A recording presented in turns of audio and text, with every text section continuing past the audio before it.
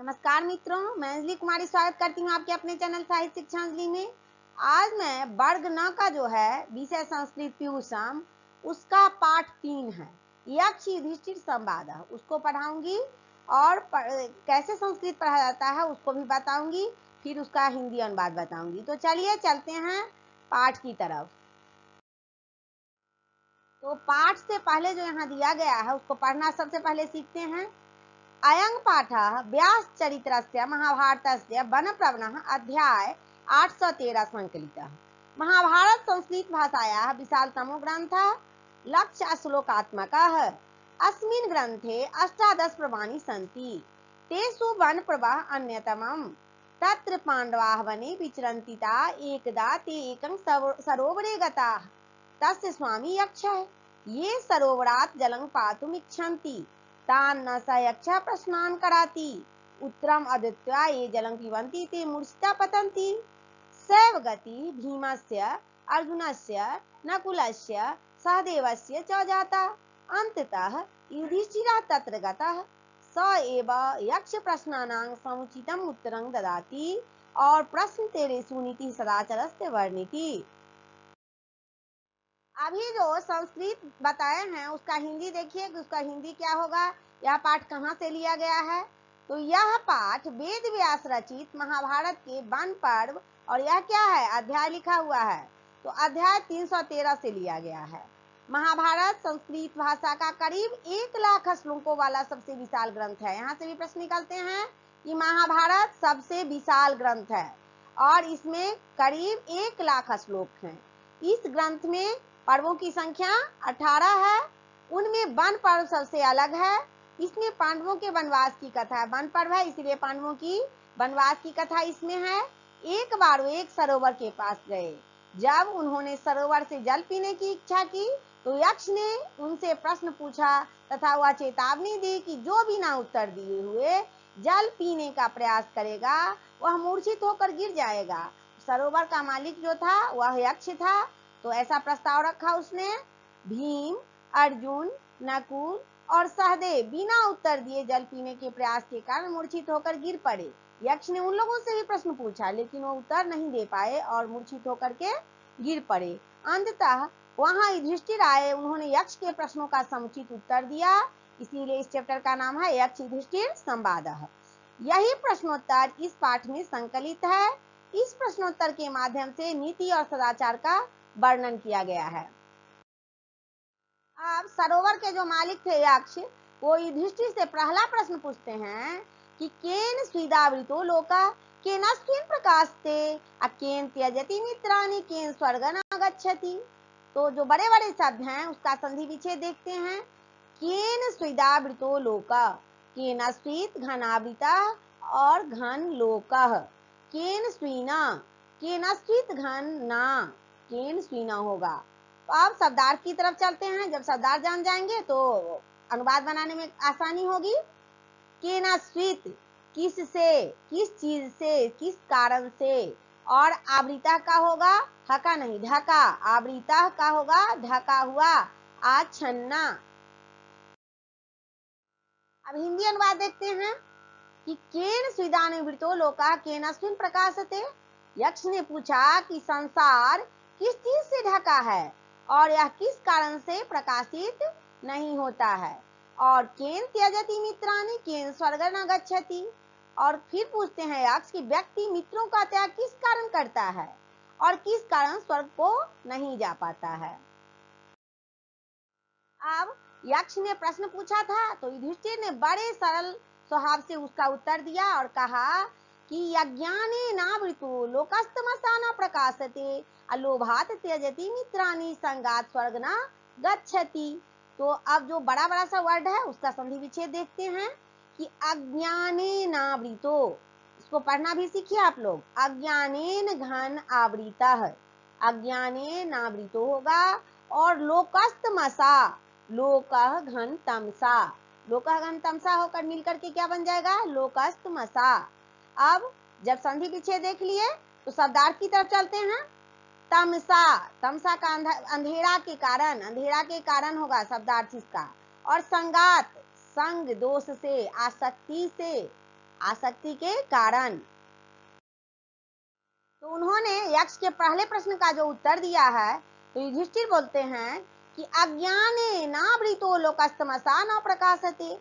युधिष्ठिर कहते हैं कि यह संसार अज्ञान से ढका हुआ है और यह अंधकार के कारण प्रकाशित नहीं होता है। अलोभात त्यजति मित्राणि संगनात् स्वर्ग न गच्छति। और फिर कहते हैं युधिष्ठिर कि व्यक्ति लोभ के कारण मित्रों का त्याग कर देता है और संग दोष के कारण स्वर्ग नहीं जा पाता। व्यक्ति में जो दोष होता है उसी के कारण वह स्वर्ग नहीं जा पाता। अब यक्ष तीसरा प्रश्न पूछ रहे हैं कि किं ज्ञानं प्रोच्यते राजन कः समस्त प्रकृतितः अदया च का परा प्रोक्ता किं चार्ज मुदाहितम। तो इसका संधि विच्छेद देखते हैं कि क्या होगा। संधि विच्छेद प्रोच्यते, प्र घन उच्यते मिलकर के हो जाएगा प्रोच्यते। समश्च, समः घन च समश्च। प्रोक्ता, प्र घन उक्ता प्रोक्ता। चार्ज बहुदाहितम, च घन आर्जवम घन उदाहितम। उदाहतम, उदाहतम का क्या संधि विच्छेद होगा। उत घन आहतम, उत घन आहतम मिलकर के बन जाएगा उदाहतम। अब संधि विच्छेद देख लिए। अब शब्दार्थ की तरफ चलते हैं। प्रोच्यते, प्रोच्यते का अर्थ होता है कहा जाता है। प्रकीर्तितः, प्रकीर्तितः का अर्थ होता है कहते हैं। समः, समः का अर्थ होता है मन की शांति। चित शांत्या अर्जम, अर्जम का होता है सरलता। और उदाहतम का अर्थ होता है कहा गया है। अब यक्ष ने तीसरा जो प्रश्न पूछा है कि किं ज्ञानं प्रोच्यते राजन का समस्त प्रकृतितः अदया च का परा प्रोक्ता किं चार्जव उदाहतम। तो इसका हिंदी अनुवाद देखते हैं कि हिंदी अनुवाद क्या होगा। हे राजन, ज्ञान किसे कहते हैं, सम क्या है। सम का अर्थ होता है शांति मोक्ष। तो शांति क्या है, मोक्ष क्या है, श्रेष्ठ दया कौन है तथा सरलता किसे कहते हैं। अब युधिष्ठिर बड़ी सरलता से उत्तर देते हैं कि ज्ञानं तत्वार्थ संबोधः समस्चित प्रशांतता। अब देखिए इसको तोड़ तोड़ करके पढ़ना भी साथ साथ में सीखते चलिए।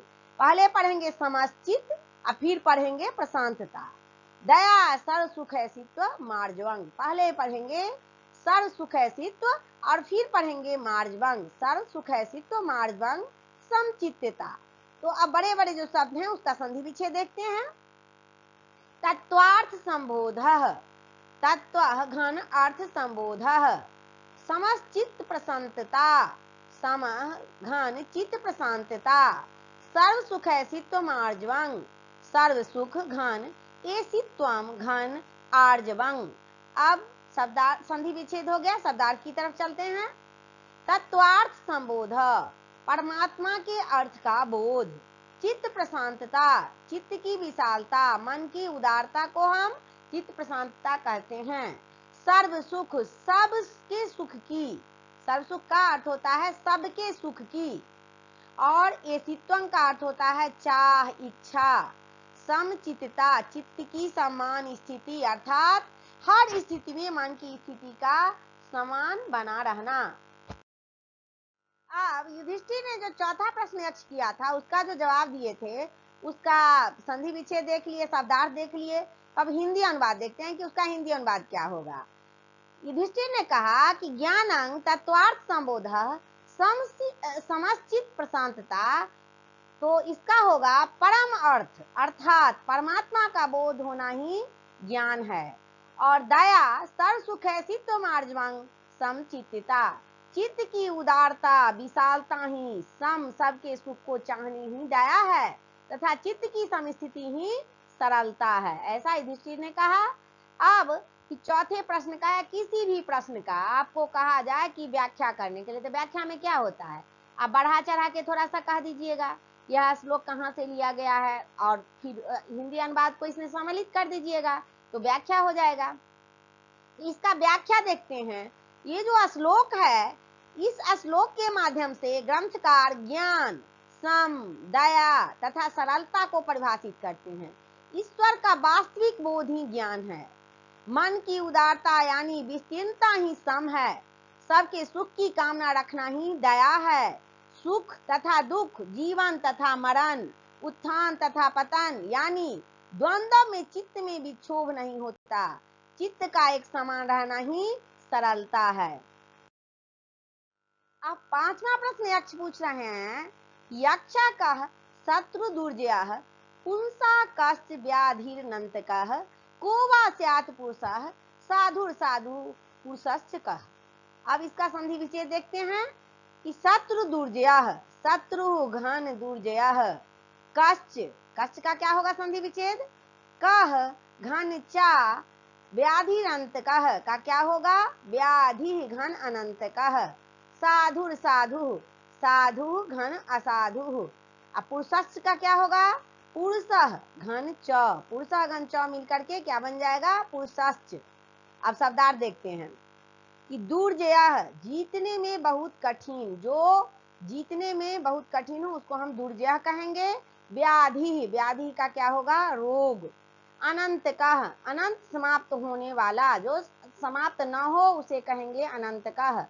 स्यात् का अर्थ होगा है, और साधु, साधु का अर्थ होता है सज्जन, असाधु का अर्थ होता है असज्जन। अब 5वें प्रश्न का शब्दार्थ देख लिए, संधि विच्छेद देख लिए, तो हिंदी अनुवाद की तरफ चलते हैं। यक्ष कह शत्रु दुर्जय कुशांग कस्य व्याधि अनंत कह। व्यक्ति का जीतने में कठिन शत्रु कौन है और समाप्त न होने वाला रोग कौन है। को वा स्यात् पुरुषः साधुर साधु पुरुषस्य कह। और कौन सज्जन व्यक्ति होता है और असज्जन व्यक्ति कौन है। यक्ष जो प्रश्न पूछ रहे हैं उसके बाद युधिष्ठिर बड़ी सरलता से उत्तर देते हैं। उन्हें धर्मराज भी कहा गया है। तो युधिष्ठिर कहते हैं कि क्रोध सुदुर्जय शत्रु लोभो व्याधि अनंतकः सर्वभूत हितः साधुर साधु निर्दयः अस्मितः। अब इसका संधि विच्छेद देखते हैं कि शत्रु लोभी, शत्रु लोभी का क्या होगा संधि विच्छेद, शत्रु घन लोभः, व्याधि अनंतका, व्याधि घन अनंतकः, साधुर साधु निर्दयः, साधु घन असाधु घन निर्दयः। ये सब मिलके बन जाएंगे साधुर साधु निर्दयः। अब शब्दार्थ की तरफ चलते हैं। सुदुर्जयः जीतने में अत्यंत कठिन, और स्मृति का अर्थ होता है याद किया जाता है या माना जाता है। यक्ष द्वारा पूछे गए प्रश्नों का उत्तर युधिष्ठिर बड़ी सरलता से देते हैं। उन्हें धर्मराज भी कहा जाता है। तो युधिष्ठिर कहते हैं कि क्रोध सुदुर्जय शत्रु लोभो व्याधिर्नंत का सर्वभूत हितः साधुर साधु निर्दयः स्मितः। जीतने में अत्यंत कठिन शत्रु क्रोध है और कभी समाप्त नहीं होने वाली व्याधि लोभ है। लोभ जो है वह कभी नहीं समाप्त होती। सभी प्राणियों के कल्याण में तत्पर व्यक्ति साधु तथा निर्दयी व्यक्ति को असाधु माना जाता है। जो व्यक्ति सभी प्राणियों के हित में खड़े रहते हैं उन्हें हम साधु कहते हैं, और जो व्यक्ति निर्दयी होते हैं जिनके पास दया नहीं होती वो असाधु कहे जाते हैं। अब आपको व्याख्या करने के लिए कहा जाएगा, तो व्याख्या में बढ़ा चढ़ा के आप लोग करेंगे थोड़ा सा कि यह कहाँ से संकलित पाठ है। या तो महाभारत के वन पर्व से संकलित पाठ यक्ष युधिष्ठिर संवाद का यह श्लोक हमें अज्ञेय शत्रु, अनंत व्याधि, साधु तथा असाधु का सही अर्थ बताता है। शरीर में स्थित दोष क्रोध हमारा सबसे कठिन शत्रु है। हमारे शरीर में जो दोष होते हैं, क्रोध होते हैं, वो हमारा बहुत कठिन शत्रु है। सबसे बड़ा शत्रु वही है। उन्हीं दोषों में एक दोष लोभ हमारा कभी नहीं व्याप्त होने वाला रोग है। यह ऐसा रोग है जो कभी व्याप्त समाप्त नहीं होता है। लोभ की जितनी पूर्ति की जाए वह उतना ही बढ़ता जाता है। लोभ जितनी पूर्ति होती है उतना बढ़ता जाता है। सबके कल्याण की कामना करने वाला साधु पुरुष होता है, तथा क्रूर कर्म करने वाले जो गलत कर्म करते हैं व्यक्ति वो ही असाधु कहे जाते हैं। अब सरोवर के मालिक जो यक्ष हैं फिर अपना अगला सवाल पूछते हैं युधिष्ठिर से कि किंग स्थैर्य ऋषिभिः प्रोक्तं किंग च धैर्य मुदाहतम स्नानं च किंग परं प्रोक्तं दानं च किमिहोच्यते। अब इसका संधि विच्छेद देखते हैं बड़े बड़े शब्दों का। स्थैर्य ऋषिभिः, स्थैर्यम घन ऋषिभिः, धैर्य मुहायतम धैर्यम घन उदाहतम, किमिहोच्यते का क्या होगा, किम किम घन इह घन उच्यते, किम होच्यते। अब शब्दार्थ देखते हैं कि स्थैर्यम, स्थैर्यम का शब्दार्थ अर्थ होगा स्थिरता, और ऋषि भी का होगा ऋषियों द्वारा। धैर्यम का अर्थ होगा धैर्य, धीरता, धीरजा, और किम का अर्थ होता है क्या, इह का अर्थ होता है इस संसार में। यक्ष पूछ रहे हैं कि किंग स्थैर्यम ऋषि भी प्रोक्तम किंग च धैर्य मुदाहतम, तो इसका हिंदी अनुवाद होगा कि ऋषियों द्वारा स्थिरता किसे कहा गया है और धैर्य क्या बताया गया है। स्नानं च किं परं प्रोक्तं दानं च किं होच्यते, तथा श्रेष्ठ स्नान किसे कहा गया है और इस संसार में दान किसे कहा गया है। तो धर्मराज युधिष्ठिर का जवाब है कि स्वधर्म स्थिरता, स्थैर्य, धैर्य मिनिंद्रिय निग्रह, स्नानं मनोमल त्यागो, दान वै भूत रक्षणम। अब बड़े बड़े शब्दों का संधि विच्छेद देखते हैं। धैर्य मिनिंद्रिय निग्रह, धैर्यम घन इंद्रिय विप्रह, और शब्दार्थ देखते हैं। इंद्रिय निग्रह, इंद्रियों पर नियंत्रण अर्थात मन पर नियंत्रण, भूत रक्षणम, प्राणियों की रक्षा। युधिष्ठिर जवाब देते हैं कि स्वधर्म स्थिरता, स्थैर्य, धैर्य, मनिंद्रिय निग्रह, अपने धर्म में स्थिर रहना ही स्थैर्य है और इंद्रियों पर नियंत्रण रखना धैर्य है। स्नानं मनोमल त्यागो दान वैभूत रक्षणम, मन के दोषों का त्याग करना स्नान है, यानी कि स्नान कर लिया, मन का जो दोष है वो त्याग नहीं किए। कह रहे हैं कि मन का दोषों का त्याग करना ही स्नान है तथा प्राणियों का रक्षा दान है। अब इसको व्याख्या करने के लिए कहा जाएगा, तो व्याख्या कैसे करेंगे।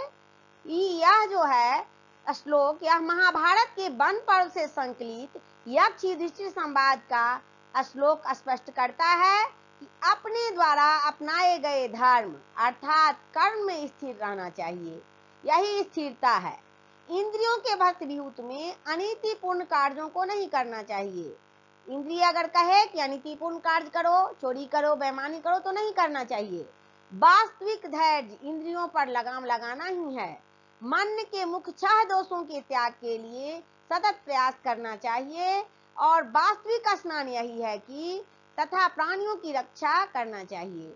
और युधिष्ठिर का यह उत्तर वर्तमान काल में भी उतना ही प्रासंगिक है। यह उत्तर जो है तो अभी के काल में अभी भी जो है, अभी भी यह चीज प्रासंगिक है कि स्नान से ज्यादा जरूरी है मन का स्नान करना। जितना महाभारत काल में था उतना अभी भी यह प्रासंगिक है। अब यक्ष के द्वारा पूछा गया अंतिम प्रश्न है। और सरोवर के नजदीक 4 भाई मूर्छित पड़े हुए हैं। उन्होंने बिना प्रश्न का उत्तर दिए हुए पानी पीने की चेष्टा की तो मूर्छित हो गए, और उनको मूर्छा से जगाने के लिए और पानी भी पीने के लिए युधिष्ठिर को यक्ष के सारे प्रश्नों का जवाब देना पड़ रहा है और धर्मराज हैं। तो यक्ष के द्वारा पूछा गया अंतिम प्रश्न है, कह पंडिता पुमा यो नास्तिका कश्च उच्यते, को मूर्खा कश्च कामः स्यात् को मत्सरा इति स्मृतः। अब इसका संधि विच्छेद देखते हैं कि क्या होगा। पुमायो, पुमान घन ज्ञेयः, नास्तिकः नः घन आस्तिकः, पढ़ना भी सीखे साथ साथ में, न घन आस्तिकः नास्तिकः, कश्च, कश्च का होगा कह घन च।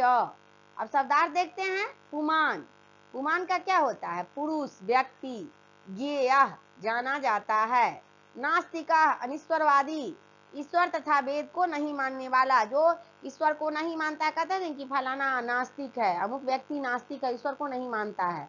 और जो ईश्वर को मानता है उसको क्या कहते हैं, आस्तिक।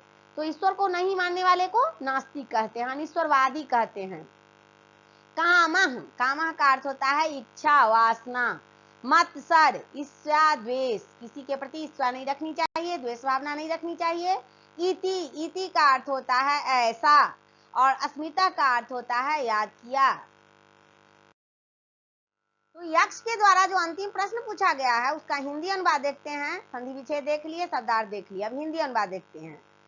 कह पंडिता पुमायो नास्तिका कश्च उच्यते, कौन व्यक्ति पंडित जाना जाता है और कौन नास्तिक कहलाता है। को मूर्खा कश्च कामः स्यात् को मत्सरा इति स्मृतः, मूर्ख कौन है, काम क्या है और ईर्ष्या किसे कहते हैं। बड़ी सरलता से युधिष्ठिर उत्तर देते हैं कि धर्मज्ञ पंडितो ज्ञेयो नास्तिको मूर्ख उच्यते अकामा संसार हेतुश्च हताशो मत्सरः स्मृतः। इसका शब्दार्थ है संसार हेतु, संसार के कारण, सृष्टि के उद्भव के कारण। हत का अर्थ होता है हृदय और तापा का अर्थ होता है दाह, जलन। और फिर इसका हिंदी अनुवाद देखते हैं कि धर्मज्ञ पंडिता ज्ञो नास्तिको मूर्ख उच्यते। तो धर्म को जानने वाला ही पंडित जाना जाता है और मूर्ख हीन क्या वजह नास्तिक कहे जाते हैं। जो मूर्ख होते हैं वे नास्तिक कहे जाते हैं। और काम संसार हेतुश्च हतापो मत्सरः स्मृतः। काम संसार का कारण है और हृदय की जलन को ही ईर्ष्या कहते हैं। हृदय में जो जलन होता है उसी को हम ईर्ष्या कहते हैं। अब लास्ट प्रश्न जो पूछा गया था यक्ष के द्वारा, उसका लास्ट प्रश्न का जो आंसर दिए हैं, उत्तर दिए हैं धर्मराज युधिष्ठिर, उसका अगर कहा जाएगा कि व्याख्या करने के लिए, तो व्याख्या में हम बढ़ा चढ़ा करके करेंगे। यह कहाँ से संकलित है, किसके द्वारा यह संवाद कहा गया है। तो व्याख्या देखते हैं कि इसका व्याख्या क्या होगा। धर्मज्ञ पंडितो ज्ञेयो नास्तिको मूर्ख उच्यते अकामः संसार हेतुश्च हतापो मत्सरः स्मृतः। तो व्यास रचित महाभारत के वन पर्व से संकलित यक्ष युधिष्ठिर संवाद के इस श्लोक में यक्ष के प्रश्नों के उत्तर में युधिष्ठिर स्पष्ट कहते हैं कि जो धर्म को भली भांति जानता है, जो यह ठीक तरह समझता है कि किस परिस्थिति में हमारा कर्म, हमारा आचरण क्या होना चाहिए, परिस्थिति चाहे कैसी भी हो, हमारा जो कर्म है, हमारा आचरण है, वह नहीं बदलना चाहिए, वही पंडित कहलाने का अधिकारी है। और जो इस चीज को नहीं बदलता है वह पंडित कहलाने का अधिकारी है। मूर्ख ही नास्तिक कहलाता है। काम ही संसार का कारण है, अर्थात हमारी इच्छाएं, वासनाएं ही संसारिक कार्यकलापों तथा जन्म मरण का कारण है। और हृदय के ताप अर्थात दाह का जलन ही क्या कहलाता है, उसी को हम मत्सर कहते हैं। अब यक्ष जो थे, जो सरोवर के मालिक थे, युधिष्ठिर से प्रश्न पूछते हैं और प्रश्न का पूछे गए प्रश्नों का उत्तर बड़ी सरलता से धर्मराज युधिष्ठिर देते हैं। उसके बाद यक्ष प्रसन्न हो जाते हैं और युधिष्ठिर से कहते हैं कि वरदान मांगो। तो युधिष्ठिर वरदान के रूप में अपने चारों भाई जो उनके थे वो मूर्छित पड़े हुए थे सरोवर के किनारे, तो उनको जागाने का, उनको फिर से जिलाने का वरदान मांगते हैं। और फिर जब युधिष्ठिर उनको जिला देते हैं, उसी पानी से वो मूर्छा उनकी दूर होती है। उसके बाद यक्ष कहते हैं कि आपको जितना जी चाहे आप इस सरोवर में स्नान करें और इच्छा भर पानी पिए। फिर युधिष्ठिर उस सरोवर में चारों भाई सहित स्नान करते हैं, इच्छा भर पानी पीते हैं और उसके बाद आगे की ओर प्रस्थान करते हैं।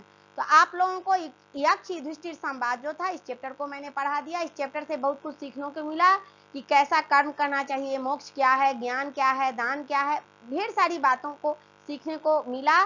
तो अगर आप लोगों को यह बात अच्छी लगी, आप लोगों को पढ़ने पढ़ाने में सहायता प्रदान करेगी ये सारी चीजें, सारी बातें, तो चैनल को सब्सक्राइब करें, वीडियो को लाइक करें, दोस्तों में शेयर करें। तब तक के लिए जय हिंद, जय भारत।